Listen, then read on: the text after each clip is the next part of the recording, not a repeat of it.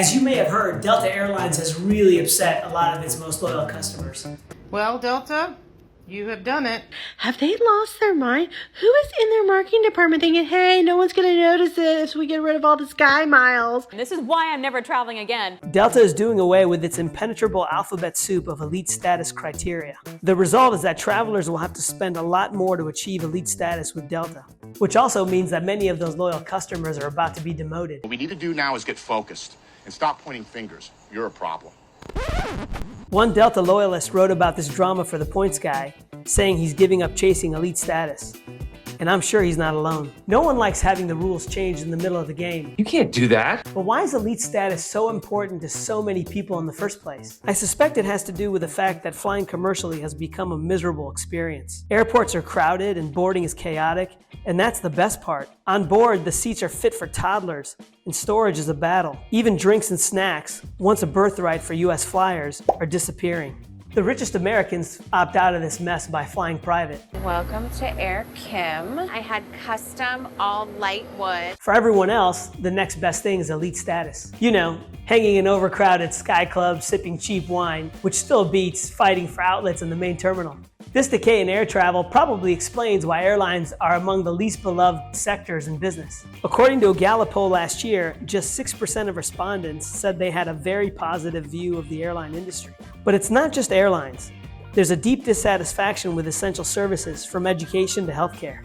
In the same Gallup poll, 9% of respondents were very positive about education and 13% about healthcare. Just like flight attendants show us, people are looking for exits. In medicine, elite status now means bypassing the healthcare system for a concierge service, where patients pay a subscription fee directly to their doctor for personalized service. According to a 2020 poll conducted by NPR and the Harvard School of Public Health, more than 1 in 5 1%ers pay for concierge service. That number is most likely higher today. The market for concierge medicine in the US is currently valued at $7 billion and is expected to reach $18 billion over the next decade. In education, private schools have always been an option, but charter schools and homeschooling are increasingly a popular option.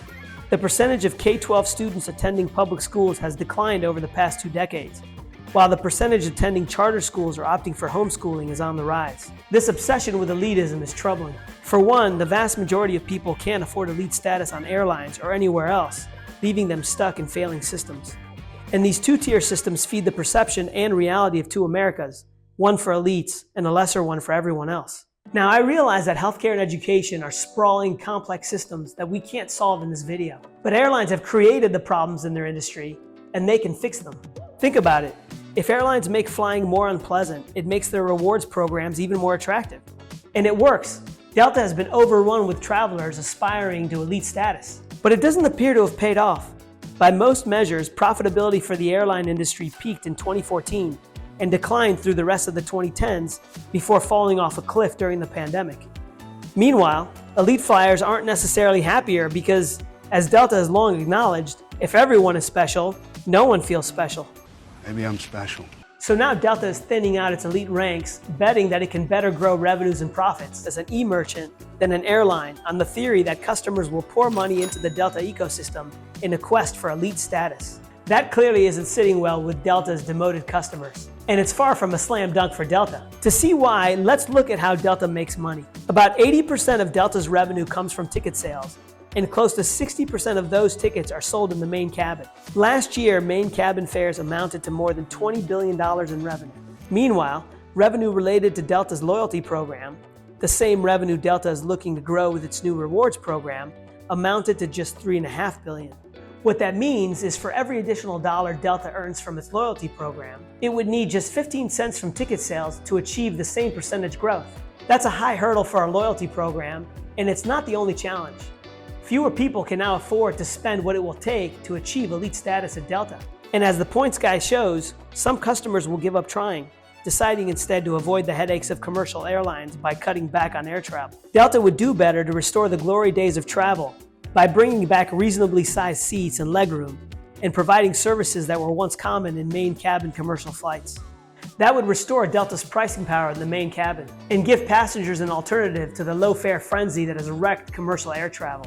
The loyalty criteria that Delta has abandoned showed that travelers are willing to spend more for a better experience. And growing sales from Delta's biggest base of revenue makes the most business sense. At Delta and beyond, the best thing to do is improve essential services for all, rather than cater to a few elites. Let us know what you think about the Delta drama in the comments below, and subscribe for more videos like this, where we'll be breaking down the numbers behind some of our biggest problems.